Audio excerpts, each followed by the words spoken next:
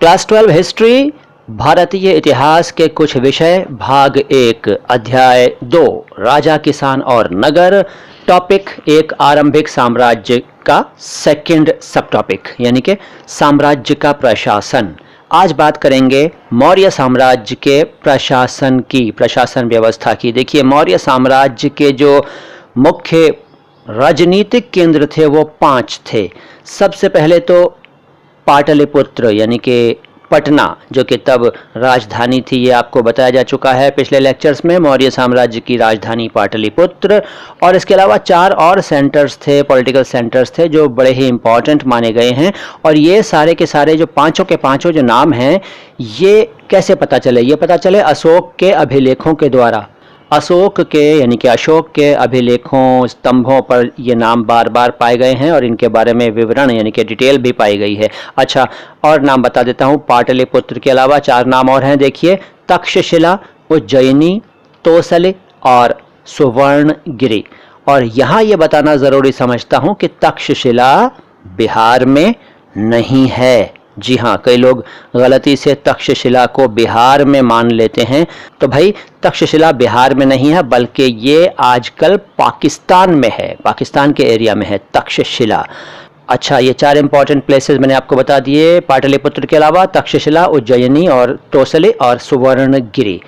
अशोक के अभिलेखों की स्टडी से पता चलता है कि जो पाकिस्तान का सीमांत प्रांत है, वहां से लेकर आंध्र प्रदेश, उड़ीसा और उत्तराखंड तक जगह जगह अभिलेख पाए गए हैं। और इन पत्थरों पर, इन अभिलेखों पर एक चीज देखी गई है कि ये एक जैसे संदेश रखते हैं, यानी कि इनमें जो संदेश लिखे हुए हैं वो एक जैसे हैं।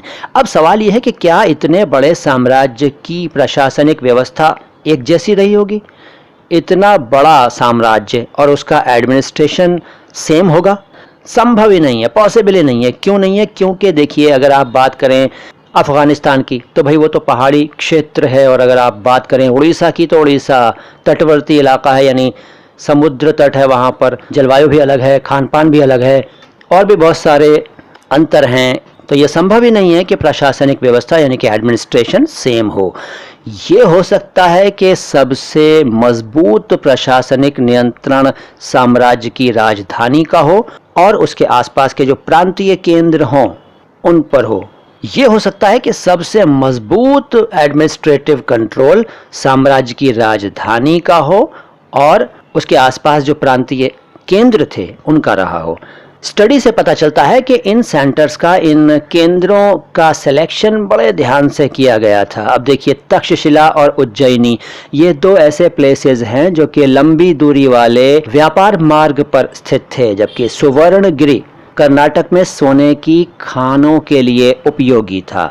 सुवर्णगिरी 2 शब्दों से बना है। सुवर्ण मतलब सोना और गिरी मीन्स पहाड़, सोने का पहाड़। जब आप अपनी बुक का चैप्टर ये देखते हैं और इसमें मैप नंबर 2 देखते हैं तो आपको अशोक के अभिलेखों का विवरण और वितरण मालूम होता है, कहाँ कहाँ पाए गए हैं। कुछ नाम इस मैप में आप अपनी बुक में देखकर हासिल कर सकते हैं।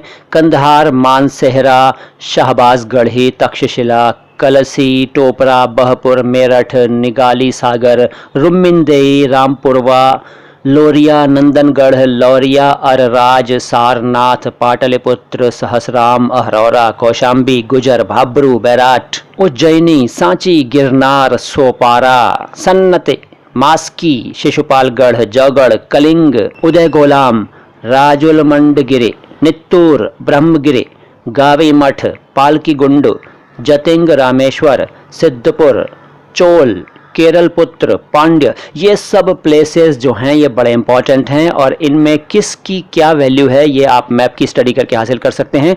इंडिकेशंस मौजूद हैं। ट्रायंगल जहाँ जहाँ बना है वो महाशिलालेख वाले स्थल हैं जहाँ बड़े बड़े शिलालेख मिले हैं। स्क्वायर जो बना हुआ है वो लघु शिलालेख वाले स्थल हैं, यानी कि जहाँ छोटे छोटे शिलालेख मिले हैं, और जहाँ सर्कल बना हुआ है वहाँ खंभों वाले अभिलेख मिले हैं, स्तंभ अभिलेख। तो ये मैप बड़ा इंपॉर्टेंट है, इसकी स्टडी करिए। इसके अलावा आपको ये भी याद रखना चाहिए कि साम्राज्य को चलाने के लिए जमीन और नदी दोनों रास्तों से आवागमन यानी कि यातायात, आना जाना चालू रहना जरूरी था। राजधानी से प्रांतों तक जाने के लिए जाहिर है कई हफ्ते लगते होंगे, महीनों भी लगते होंगे। भाई अगर आप पाटलिपुत्र से चलें और आपको तक्षशिला या अफ़गानिस्तान जाना है तो जाहिर है भाई उस ज़माने में तो महीनों लगते होंगे। तो इसका मतलब यह है कि मुसाफिरों के खान पान का इंतज़ाम करना होता होगा, उनकी सिक्योरिटी और सेफ्टी का इंतज़ाम करना होता होगा। तो ये लगता है कि सेना जो है वो सुरक्षा का एक प्रमुख माध्यम रही होगी। मेगास्थनीज ने भी लिखा है कि सैनिक गतिविधियों के संचालन के लिए एक समिति बनाई जाती थी और 6 उप समितियां बनाई जाती थी। इनमें से एक का काम था जल सेना को कंट्रोल करना यानी कि नौसेना का संचालन करना, और दूसरी समिति का काम था यातायात और खान पान की व्यवस्था संभालना। तीसरी का काम था पैदल सैनिकों की देखभाल करना, उनकी सुख सुविधा का ध्यान रखना। चौथी उप समिति घुड़सवार सेना और दूसरे घुड़सवारों का ध्यान रखती थी। 5वीं उप समिति जो थी वो रथारोही मतलब रथ चलाने वालों, रथ पर सवार होकर जाने वालों का इंतजाम देखती थी। और छठी उप समिति हाथियों का संचालन देखती थी, हाथियों के संचालन का काम देखती थी। अच्छा, जिस दूसरी उप समिति की बात की हमने यानी कि यातायात और खान पान का संचालन संभालने वाली उप समिति, इसके पास कई तरह के काम थे, जैसे कि ये उपकरणों को ढोने के लिए बैलगाड़ियों का इंतजाम करती थी, सैनिकों के लिए खाने पीने का इंतजाम करती थी, उनके जानवरों के लिए चारे की व्यवस्था करती थी।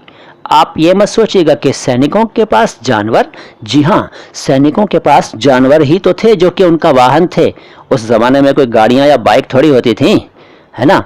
तो जो भी उनके जानवर होते थे सैनिकों के पास, उनका इंतज़ाम करना, उनकी देखभाल, उनके खाने पीने की व्यवस्था करना इसी सेकंड वाली उप समिति का काम था। इसके अलावा सैनिकों की देखभाल के लिए नौकरों को अपॉइंट करती थी ये समिति, और शिल्पकारों की भी नियुक्ति करती थी। अब ये शिल्पकार क्या करते थे सैनिकों के पास?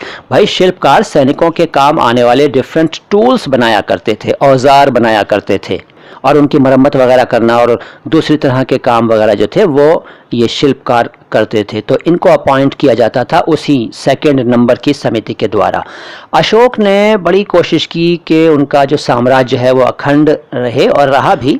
इसके लिए उन्होंने धम्म का प्रचार जो किया था उसको भी माध्यम बनाया और सफलतापूर्वक अपने साम्राज्य को अखंड बनाए रखा।